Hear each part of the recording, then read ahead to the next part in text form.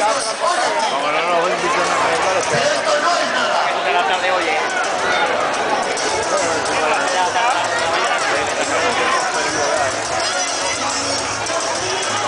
Es impresionante cómo saltan estos chavales. Palmas, quiere todo el mundo palmas para el Cuello.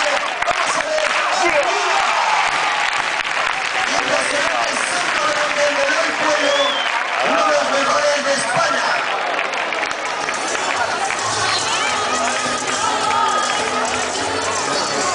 Es increíble cómo esto se está metiendo en la piel aquí, haciéndonos disfrutar a todo el mundo. Y palmas, sí señor, para Sinchan.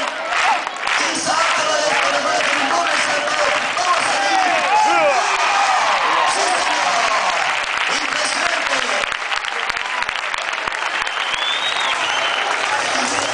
Vamos a ver ahí, toma ahí. Sí señor, sí señor.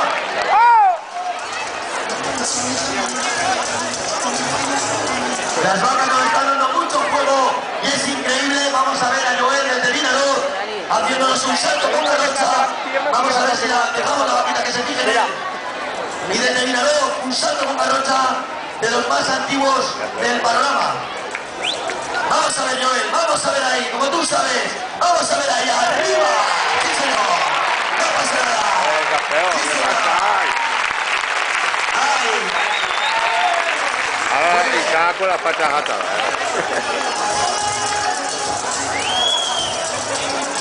Vamos a ver con qué nos sorprenden ahora.